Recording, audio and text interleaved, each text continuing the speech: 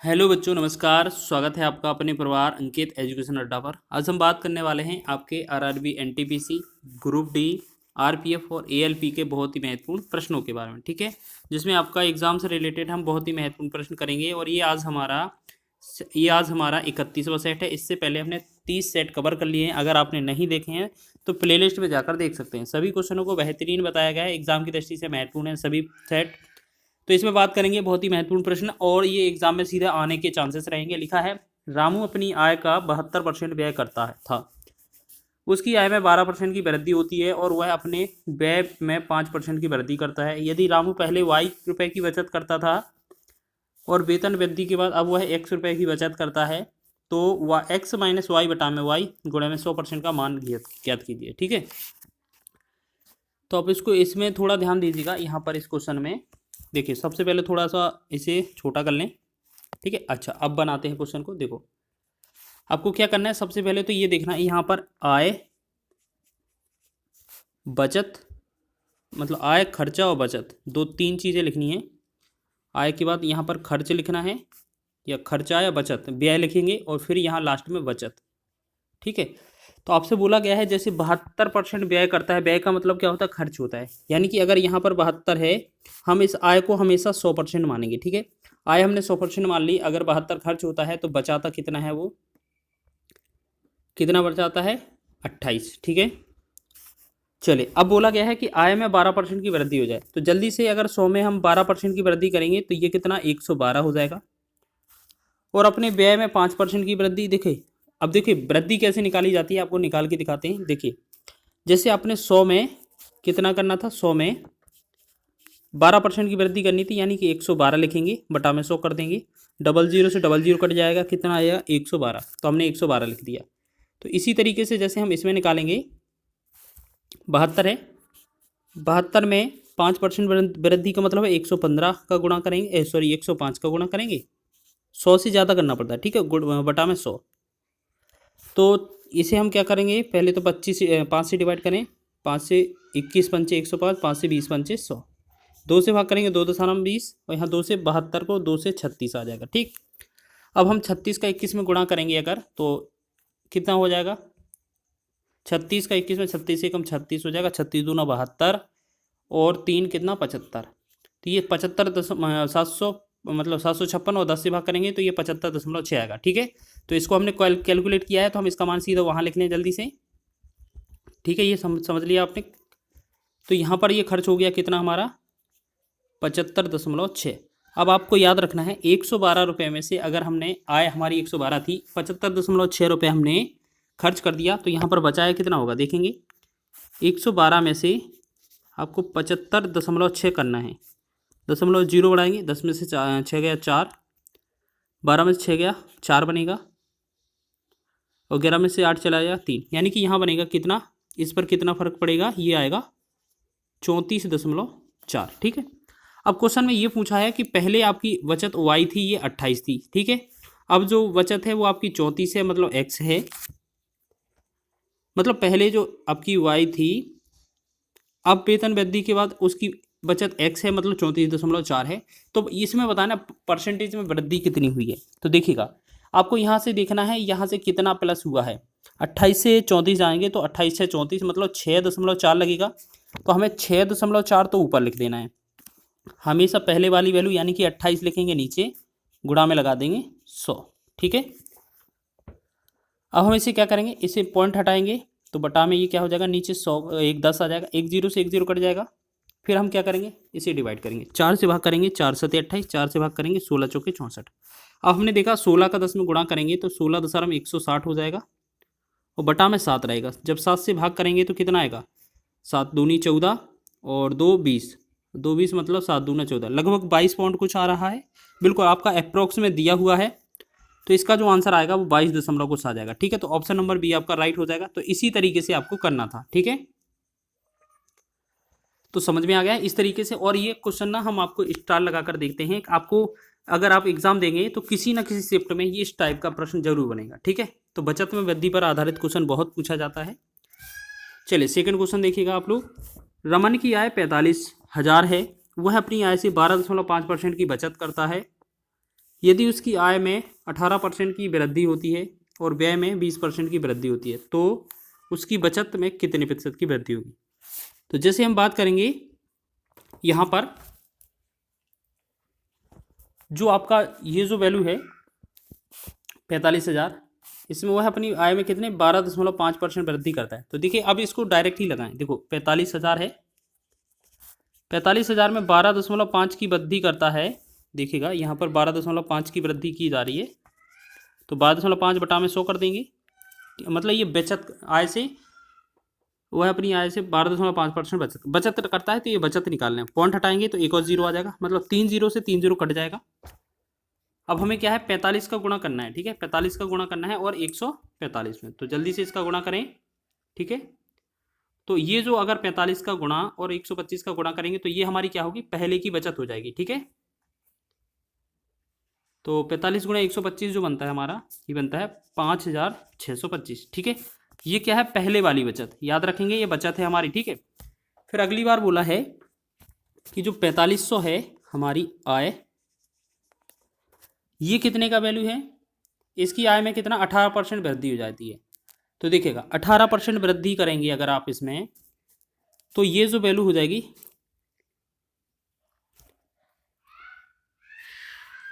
चलिए अच्छा यहाँ पर एक चीज़ और निकालना है हमें, यहाँ पर खर्चा कितना किया जा रहा होगा। तो देखिएगा अगर आप पूरा चेक करें टोटल में, ये 45,000 तो आपकी आय थी, उसमें से अगर 5,625 अगर आप बचा रहे हैं तो खर्च कितना हो रहा। तो देखिएगा खर्च और इसका निकाल लेते हैं। तो आपको क्या करना है, जो आपका 45,000 है उसमें से ये 5,625 घटा देना है, ठीक है। 45,000 में से अगर आप ये घटा देंगे तो हमारा कितना आ जाएगा, तो ये बनेगा 39,375। मतलब हमने ये क्या है खर्च किया था पहले। अब बोला गया है जो आपकी आय है वो कितनी 18% बढ़ा दी जाए। 18 का मतलब है सीधा 118 निकाल दें, बटा में 0 कर दें, ठीक। तो 2 जीरो से 2 जीरो तो कैंसिल हो गया, और 450 का जो गुणा है हमें कितने में करना है 118 में। तो इसका जो आय बनेगा, ये नया आय क्या बन जाएगा, अब हमारा नया आय बन जाएगा 53,100 रुपये, ठीक। लेकिन ये क्या है, आय है हमारी, इसमें से बोला गया है जो व्यय था अपना पहले वाला 39,375, अब उसमें बोला गया है व्यय में 20% की वृद्धि हुई है। तो देखिएगा जो वृद्धि है, अब इस व्यय में देखेंगे, ये व्यय देख लें पहले, ठीक है। व्यय कितना था 39,375, इसमें अगर 20% की वृद्धि हुई है मतलब ये 120/100 रहा होगा, ठीक है। फिर इससे क्या करेंगे 20 छक्का 120, 20 पंचे 100, 5 से इसे डिवाइड करेंगे, 5 एकम 5, 5 से करेंगे 5 सत्ते 35, 4 और 3 43, 5 अट्ठे 40, 3 37, 5 सत्ते 35, 2 25, 55 25। तो हम क्या करेंगे 7875 जो आपका दिया है 7875, इसमें गुणा कर देंगे 6 का, तो ये कितना आ जाएगा 47,250, ठीक है ना। चलिए अब बताएं, अब हमारा जो आय है नया वाला 53,100 है और खर्चा हमारा 47,200 है। तो इसमें चेक किया जाए कि कितना बचत हो रही है। तो देखिएगा इसमें से घटा दें, यहाँ पर लिख लेते हैं, एडजस्ट कर लेते हैं। आपको कितना 53,100, 53,100 में से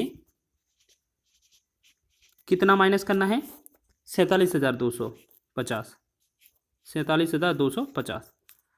जब इसमें से हम 47,250 माइनस करेंगे तो ये बनेगा हमारा, कितना बनेगा हमारा 5,850, ठीक है। अब देखिएगा अब एक चीज़ नोटिस करिए, यहाँ पर हम बात करें इसमें, देखो कलर थोड़ा दूसरा ले लेते हैं, देखिएगा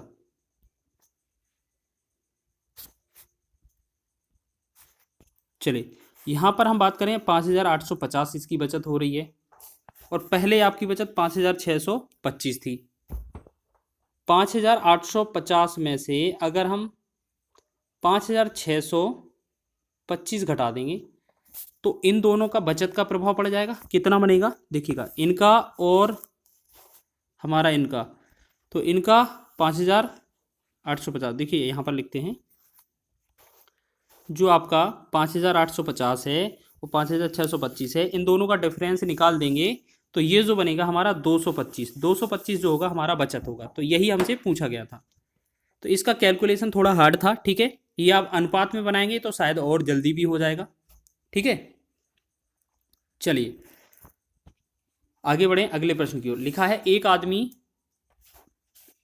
अपनी मासिक आय का 30% बचत करता है। यदि उसकी मासिक आय में 10% की वृद्धि होती है तो वह पिछली बचत से 20% अधिक बचत करता है। उसके व्यय में हुई प्रतिशत में वृद्धि ज्ञात कीजिए। देखिएगा ये वाला जो क्वेश्चन है बहुत ही महत्वपूर्ण है। तो इसको कैसे करेंगे, ये बचत और वृद्धि पर आधारित है, तो इसे अनुपात में ही बना लें, ज़्यादा उसे लॉन्ग नहीं ले जाएंगे आप। जैसे हमने क्या लिया, आय, और फिर क्या लिया, खर्च।